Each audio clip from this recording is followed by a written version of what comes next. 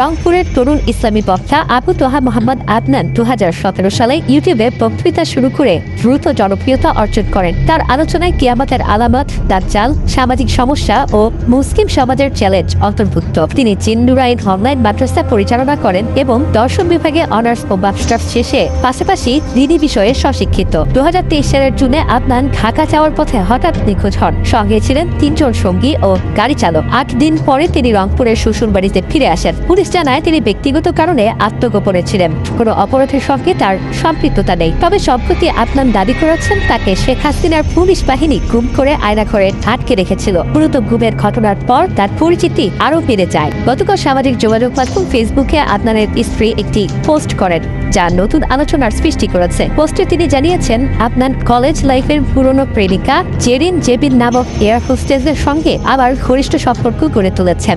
স্ত্রীর বর্ণনায় আদনান ও জারিন নিয়মিত চ্যাট, ফোন এবং লং ড্রাইভের মাধ্যমে যোগাযোগ করছেন। পোস্টে আরও উল্লেখ রয়েছে আদনানের প্রতিষ্ঠানগুলোতে বিভিন্ন কোর্সের আড়ালে নারী পুরুষের অবাধ মেলামেশার আয়োজন করা হয়। তিনি বলেছেন এই কারণে নিজেও মানসিকভাবে অস্থির হয়েছেন এবং অনলাইন ক্লাস স্থগিত করতে বাধ্য হয়েছেন। এমন পোস্টে সোশ্যাল মিডিয়ায় শুরু হয়েছে নানা আলোচনা সমালোচনার ঝড়। যদিও স্ত্রী সাবিকুন নাহারের এমন অভিযোগের বিপরীতে আবু তোহা মোহাম্মদ আদনান কোনো মন্তব্য করেননি। তবে এক পোস্টে তিনি জানিয়েছেন তার মোবাইলটি চুরি হয়েছে। বিভ্রান্তিমূলক তথ্যে কেউ যাতে বিচলিত না হন সে বিষয়ে সতর্ক করেছেন তিনি।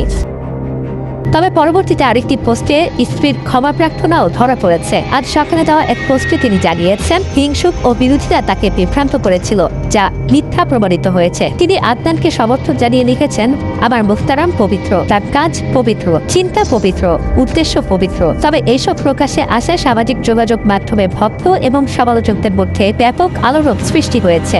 একদিকে আদনানের স্ত্রীর গুরুতর অভিযোগ, অপরদিকে আদনানের মোবাইল চুরি হয়ে যাওয়ার অভিযোগ। কোনটি সত্য, কোনটি মিথ্যা, সে বিবেচনার মাঝে আজ সকালে আদনানের স্ত্রীর ক্ষমা প্রার্থনামূলক এই নতুন পোস্ট সামাজিক যোগাযোগ মাধ্যমে আদনানের ভক্তকুল ও সমালোচকদের মাঝে নিয়ে এলো এক বিরাট বিভ্রান্তির ছড়িয়ে। জনমনে এখন প্রশ্ন, যদি মোবাইল সত্যি চুরি হয়ে থাকে তাহলে তার স্ত্রীর ফেসবুক আইডি কিভাবে পেল চোর এবং কেনই বা এমন বিভ্রান্তিকর পোস্ট দিল সে?